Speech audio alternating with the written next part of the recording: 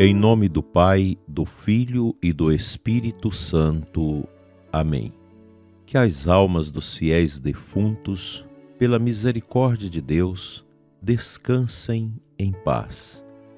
Amado ouvinte do programa Oração da Manhã, aqui da nossa Diocese de Formosa, você também ouvinte de outras localidades, que nos acompanhe também, promove a divulgação do nosso programa, aqui no Brasil, fora também do Brasil.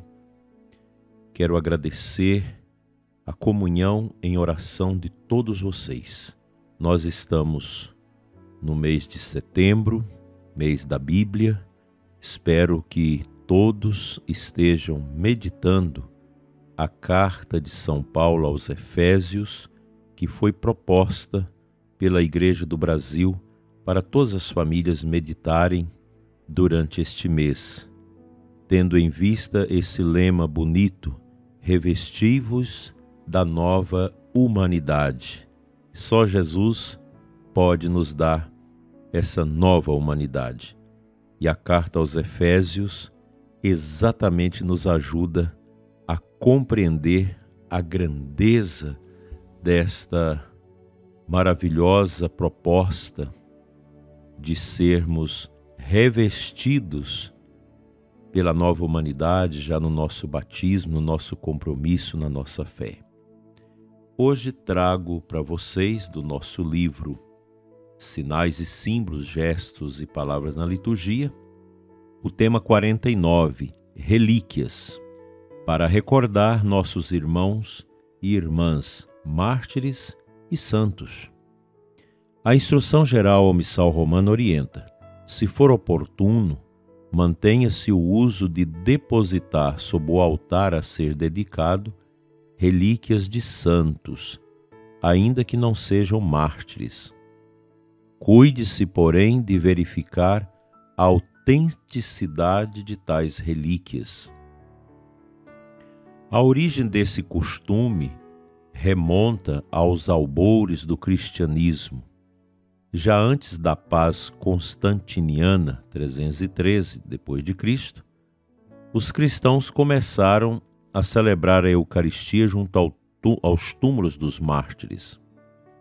O culto aos santos tem sua origem nessa tradição de recordar os irmãos que tinham derramado seu sangue pela fé, oferecendo sublime exemplo à comunidade toda.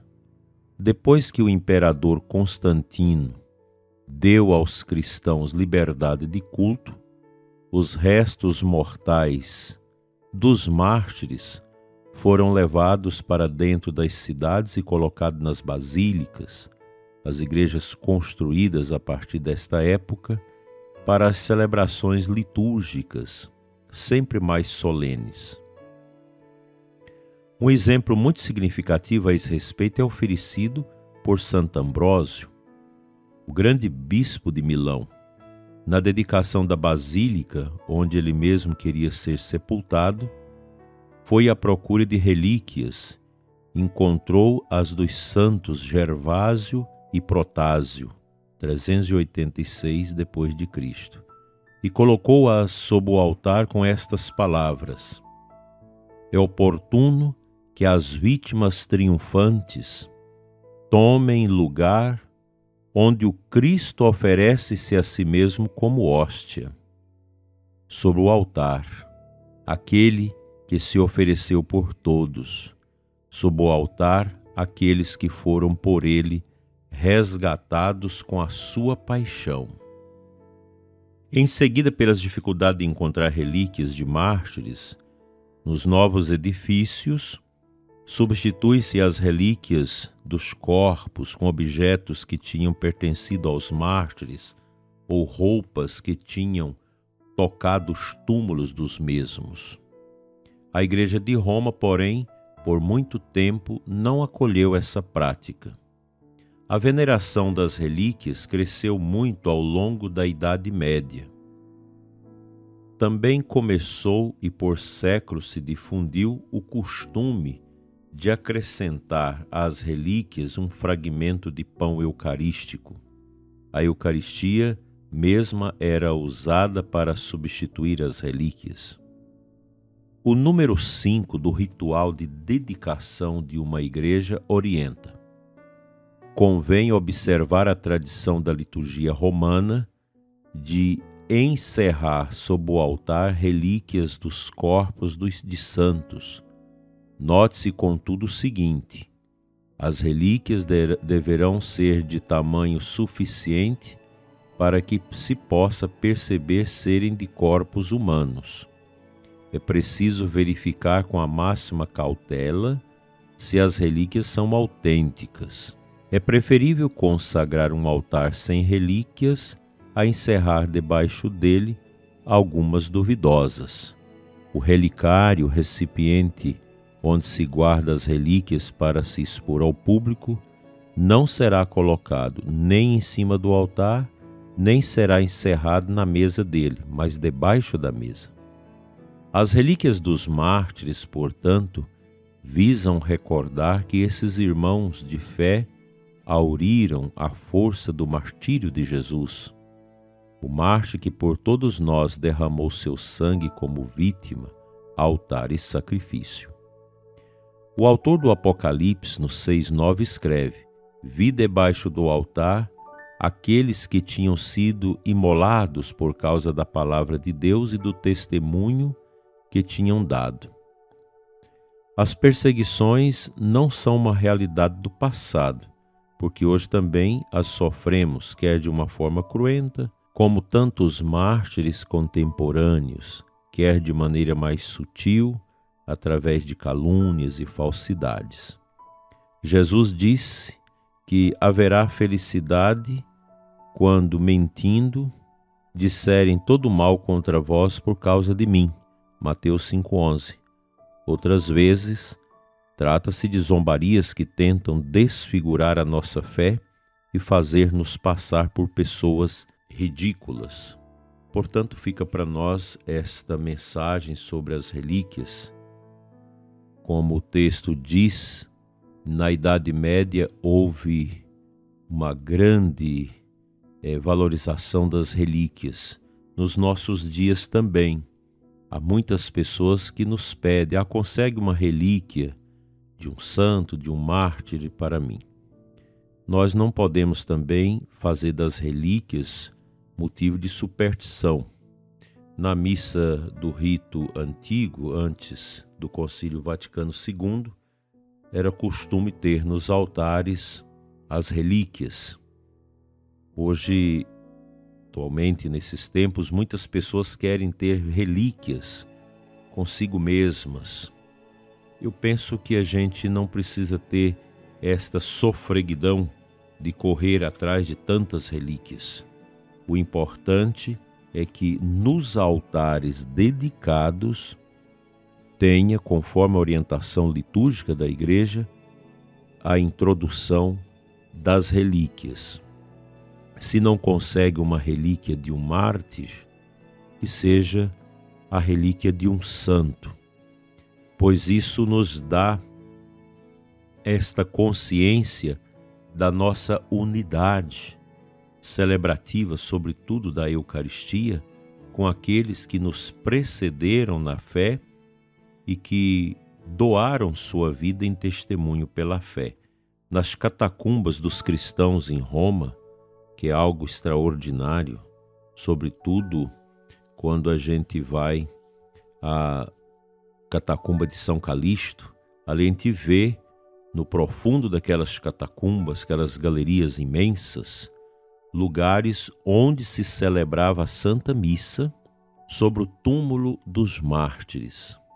Tão bonito isso, tão profundo, esta união nossa com a Igreja do céu, cujos filhos deixaram aqui neste mundo seus corpos para a ressurreição final. Portanto, tenhamos presente as belezas e as riquezas da nossa igreja, da nossa liturgia, essa dimensão tão bela da dedicação de uma igreja, a dedicação do altar e a inserção das relíquias debaixo da mesa do altar. Que Deus nos ajude a manter a nossa profunda comunhão com a história da nossa igreja, a história do martírio de ontem e de hoje, e que nunca tenhamos medo de defender, se com a vida for, a nossa fé católica.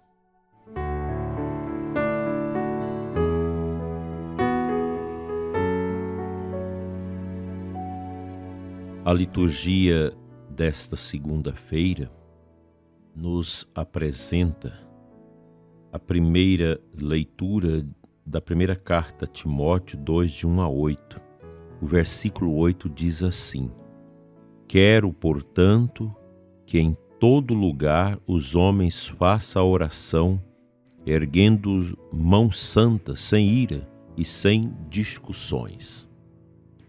Como é bela a orientação que a Sagrada Escritura nos faz através dos profetas, do próprio Jesus e do apóstolo Paulo, nos convidando à oração.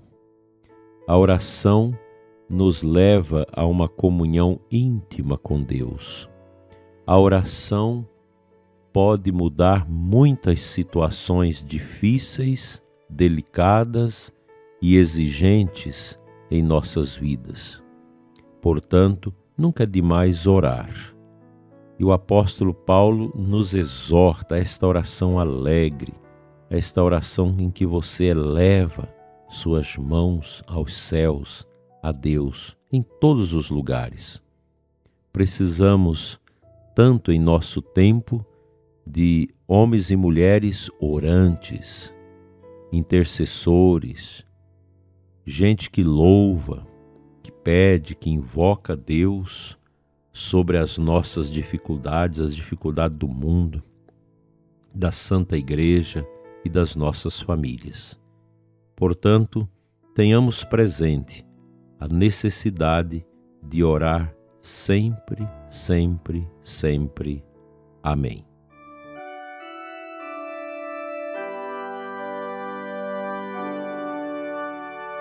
Pai de amor e de bondade, que nos dá sempre a graça necessária para o aumento da nossa fé. Unja-nos, Senhor, com uma fé viva, a fé dos mártires, dos santos, de ontem e de hoje. E não nos deixe, Senhor, que o nosso coração se turve com as tristezas do tempo presente, mas ao contrário, que em meio a tantos desafios nas nossas famílias, nas nossas comunidades, no nosso mundo, o nosso coração nunca se aparte de Ti, Senhor. Cura o ouvinte que está vazio, triste e desolado, e dai-nos, Senhor, a graça da Tua paz. Amém. Pela intercessão dos mártires e santos de ontem e de hoje, venha sobre você, prezado ouvinte, a bênção de Deus Todo-Poderoso, Pai, Filho e Espírito Santo. Amém. Fique em paz.